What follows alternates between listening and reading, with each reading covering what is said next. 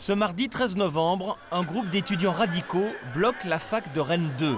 Ils empêchent l'accès aux amphithéâtres. Le président de l'université, Marc Gontard, est excédé.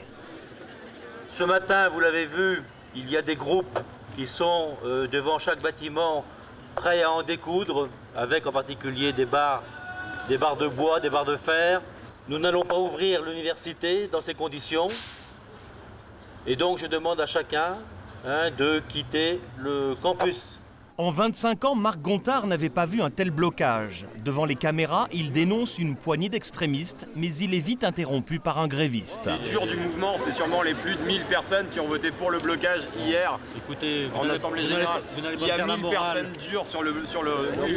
Il y a 1000 extrémistes. Il y en a 2000 qui ont voté contre le Non. blocage. Vous donnez l'image d'un mouvement qui est un mouvement totalitaire, qui est un mouvement de Khmer rouge. Vous êtes des Khmer rouges, pas autre chose. Absolument pas. Il y a plus de 1000 Khmer rouges sur cette fac. Non, on verra, oui, on verra. plus de 1000 Khmer rouges sur cette fac. Il y en a 100. effectivement. Il y en a 100. C'est un menteur. Si les esprits s'échauffent, c'est que la veille, une petite révolution s'est jouée à la fac de Rennes.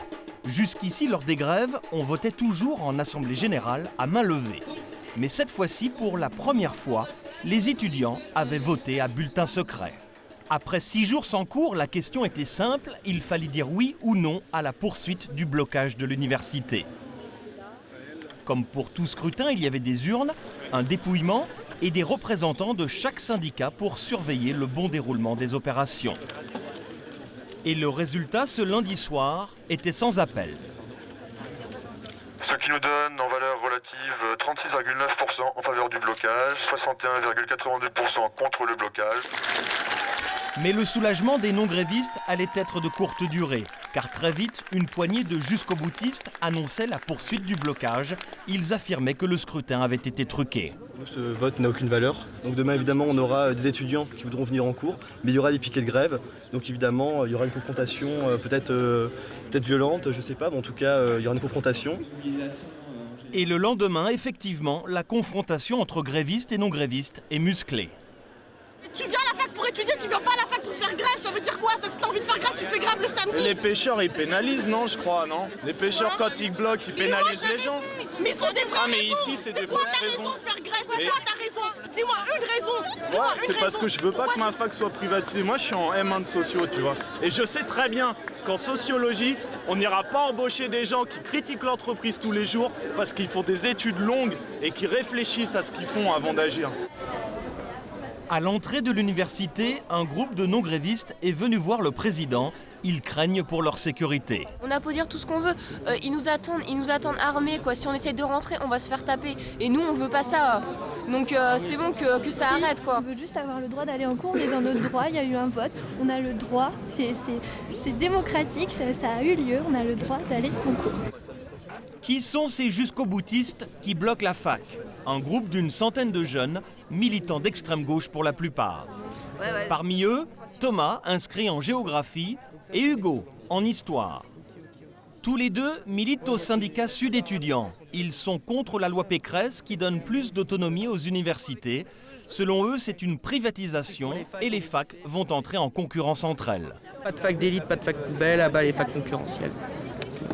On part en manif et on va bloquer la rocade. Ce mardi, ces irréductibles bloquent la fac et partent manifester. Ils sont 300 sur un campus qui compte 18 000 étudiants.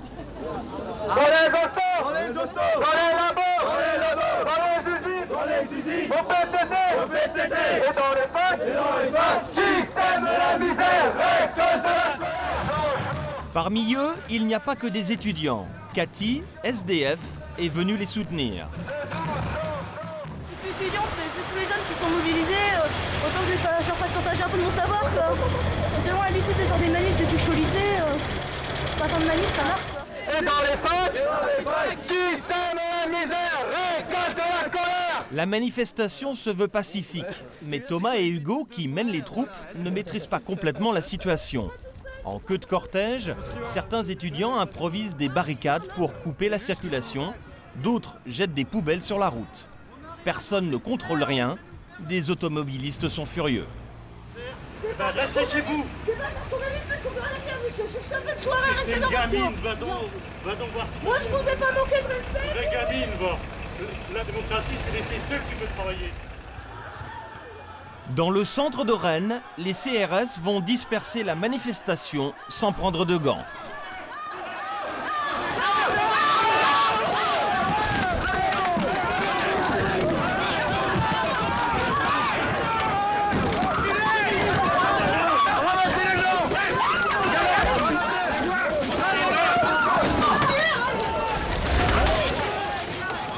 Dans la bousculade, Hugo est arrêté par la police.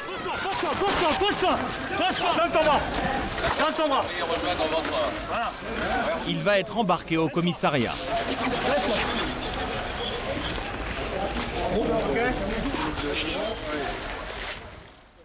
Le lendemain, mercredi, les étudiants non grévistes ne viennent plus à la fac et les ultras sont désormais seuls maîtres des lieux. Leur QG, le hall B de la fac de lettres, est devenu un camp retranché. Même Patrice Roturier, le vice-président de l'université, n'a pas le droit d'y mettre les pieds. Vous êtes occupant? Non? Oui? Non, c'est simplement une question. Vous me connaissez peut-être, moi je suis vice-président de l'université, j'ai l'habitude de traverser le hall. A priori, vous rentrez pas. Non, a priori je rentre pas. Donc voilà ce que je vous avais dit. Alors là, qu'est-ce qui s'est passé? Ce qui s'est passé, c'est que je ne suis pas le bienvenu dans le hall, vous l'avez remarqué, et vous n'êtes pas autorisé à y rentrer. Voilà, c'est aussi... C'est incroyable, c'est quand même... Non, mais nous on s'est exprimé sur cette position. Le Khmer rouge, en parlant des grévistes, forcément... Non, j'ai pas parlé. C'est le président qui a utilisé le mot Khmer rouge, et je le partage totalement. Moi je l'ai déjà dit, j'ai dit que c'était une idéologie Pol Pot, parce que moi j'étudie des textes et... Ne touchez pas ça, s'il vous plaît, ne touchez pas ça. On est en train d'interviewer monsieur, donc vous... Ne serait-ce que ça, c'est une attitude effectivement... J'ai le droit de ne pas être filmé si j'en ai envie. Ah oui, écartez-vous, je peux répondre à la question et vous si vous voulez pas être filmé, il n'y a pas de problème. Voilà, donc... il se passe... C'est parce que monsieur nous parle de nous en termes de Khmer rouge, donc... je ne parlais pas de vous en ces termes-là, j'ai accompagné effectivement des gens à leur demande. On lui a demandé. Bon, alors à partir de là, vous voyez, vous m'avez demandé de sortir, je suis sorti. Je ne peux pas être plus... Des terroristes, c'est des Khmer rouges. Oui. On a armé de barres de fer et de battes de baseball et on va vous éclater. Ça, faut nous mettre dans des chambres aussi.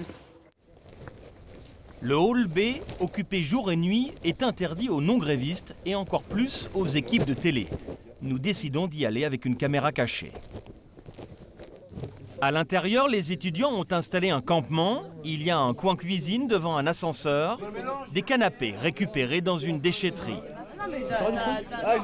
Ici, il n'y a ni leader ni porte-parole et les journalistes ne sont pas les bienvenus. Personnellement, je pense qu'on ne devrait même pas vous laisser rentrer.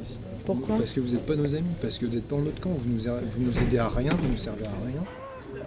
Le soir, événement sur le campus, Hugo vient d'être relâché par la police après 24 heures de garde à vue. C'était bon les coups de matraque. C'est super. Ça va Hugo? Bien.